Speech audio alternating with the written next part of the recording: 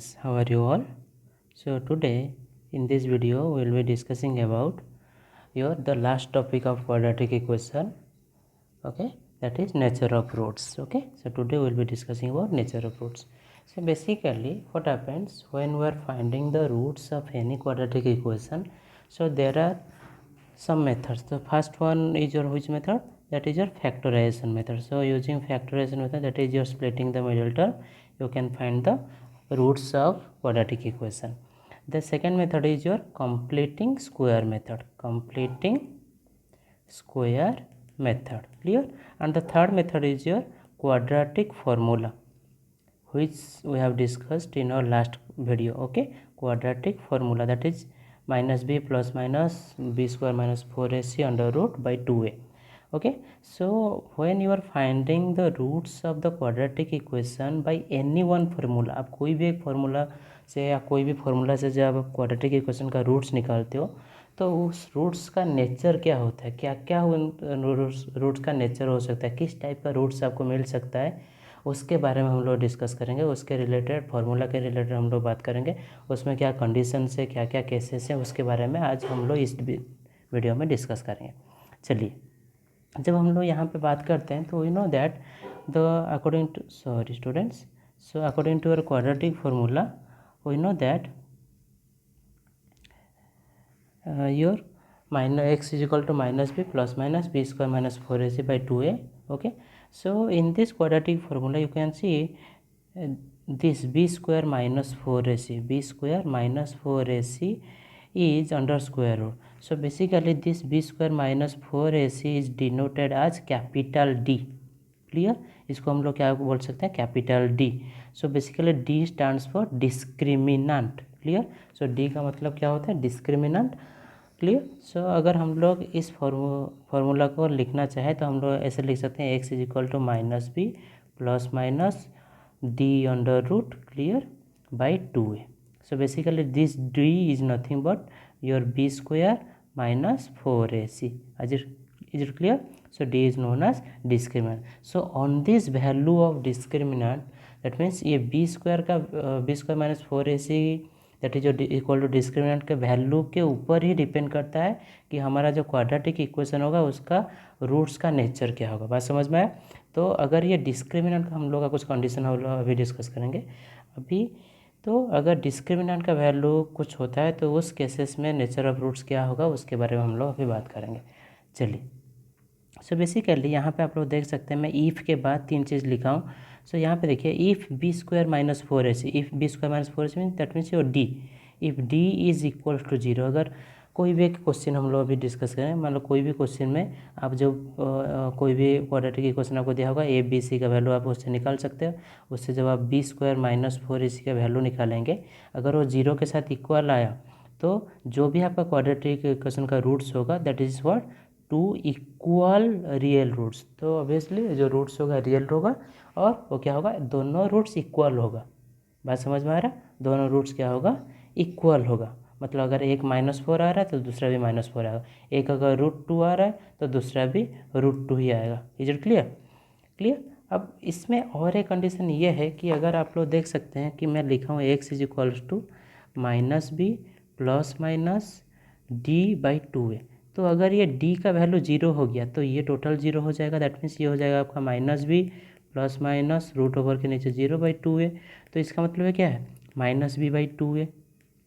तो इसका जो दोनों रूट्स होगा वो कितना होगा, माइनस बी बाई 2a होगा. एक होगा माइनस बी बाई 2a, दूसरा भी होगा माइनस बी बाई 2a.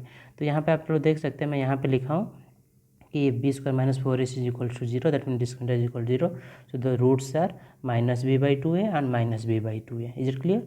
ना coming to the second case, अगर आपका discriminant that is B square minus 4ac अगर 0 से ज़्यादा आया, मतलब 0 से ज़्यादा मतलब कुछ भी, d is equals to greater than 0. अगर 0 से ज़्यादा हुआ तो जो रूट्स होगा दोनों, वो पहला है रियल रूट्स होगा, हाँ रियल रूट्स होगा. टू डिस्टिंक्ट वर्ड का मतलब आप लोग ये समझ सकते हैं कि अलग अलग. डिस्टिंक्ट का मतलब अलग अलग, दो रूट्स होगा और दोनों अलग अलग होगा. मान लो एक रूट आया -2, दूसरा आ सकता है ओके, दूसरा आ सकता है मान लो माइनस ओके अगर -2 आया दूसरा आ सकता है 3/4। मान लो एक रूट आया आपका -7/3 तो दूसरा आ सकता है √2, कुछ भी आ सकता है, दोनों अलग अलग है, दोनों डिस्टिंक्ट है और दोनों रियल है। Is it clear? Now coming to third case, that is your if b² - 4ac is less than 0। अगर b² - 4ac और d का वैल्यू अगर 0 से कम हुआ तो उस केस में क्या होता है, no real roots. That means जो हमारा रूट्स होगा वो रियल रूट्स होगा ही नहीं, या हम लोग उसका रियल रूट्स निकाल नहीं सकते। तो नो रियल रूट्स मीन्स उस केस में जो रूट्स होगा that will be imaginary roots. Okay, so basically what is imaginary number? That is like your real number. One type of number is that is imaginary number which comes with the concept of I. So here I is equal to root over of -1. Clear? जो I का value होता है वो क्या होता है, root over of के नीचे -1 होता है, इसको हम लोग I बोलते हैं। तो जो भी आपका अगर b² - 4ac का वैल्यू लेस देन 0 आया तो I का वैल्यू जो आएगा वो जो भी आपका रूट्स आएगा वो इन टर्म्स ऑफ आई आएगा, जो हमारे सिलेबस में नहीं है। बस आपको इतना देखना है कि if your value of D is less than 0 then it is no real roots और imaginary roots are there. Clear? Now let us solve 1-2 questions related to this. Coming to the first question, so here I have taken a quadratic equation that is x² + 3x + 5 is equal to 0। तो इस case में आपको मैं ये question इसीलिए लिया हूँ ताकि आपको मैं दिखा सकूँ कि किस केस में आपका जो d का वैल्यू क्या आता है। इस केस में देखिए d का वैल्यू 0 है, मैं यहाँ पे a b c का वैल्यू नोट कर लिया हूँ। तो यहाँ पे जब मैं d का वैल्यू निकाला, इज इट क्लियर, जब d का वैल्यू निकाला वो आया -11। b² - 4ac का वैल्यू निकालिए, आपको मिलेगा, देखिए b² = 9 -4 × 1 × 5 that is equal to 9 -20 that is equal to -11। तो अगर जब नेगेटिव आ रहा है, लेस देन 0 आ रहा है, तो यहीं से ही हम डायरेक्ट बोल सकते हैं कि द नेचर ऑफ रूट्स क्या है। अगर आपको डायरेक्ट बस नेचर ऑफ रूट्स पूछा है तो आप क्या यहाँ पे बोल सकते हैं, b² 4ac is equals to -11 which is less than 0। So nature of roots are no real roots. Clear? No real roots. Is it clear? Or imaginary roots. Now coming to the next question, here I have taken a question which is from our exercise, last exercise 4.4. So the question says that find the value of k for the quadratic equation 2x² + kx + 3 = 0 so that it has two equal roots।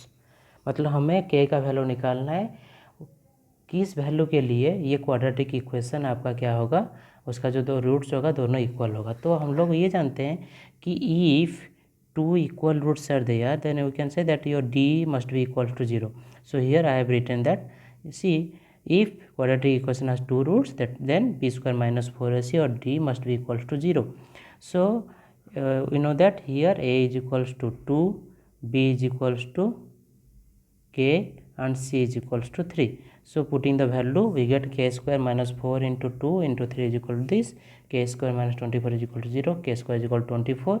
So when I will be simplifying, so I will be getting k is equals to square root of 24 that is equal to, आप जब 24 का square root निकालेंगे, मैं दिखा देता हूँ अभी, तो ये होगा 12, ये होगा आपका कितना 2 6 2 3, तो ये पेयर हो गया, तो ये हो गया आपका 2√6। क्लियर? तो यहाँ पे हम लोग का जो k का वैल्यू आया वो देख सकते हैं आप, ±2√6। तो यहाँ पे टू इक्वल रूट्स क्या क्या होगा, एक होगा +2√6 और एक होगा -2√6। Is it clear? So in nature of roots what we have discussed, if your discriminant is equal to 0, two equal roots, discriminant is greater than 0, two, okay, two roots but दोनों रूट्स अलग अलग होंगे, दोनों रियल रूट्स होंगे। अगर d का value less than 0 आया तो नो रियल रूट्स या इमेजिनरी रूट्स। क्लियर? तो इस चैप्टर में आप क्या कीजिए, आप अपना बुक का NCERT का एक्सरसाइज और एग्जाम्पल क्वेश्चंस पहले सॉल्व कीजिए। After this concept you can solve exercise 4.4 and practice all the questions. You can solve some extra previous year questions. If you face any problem in solving any question, you can comment me or message me. Thank you, students.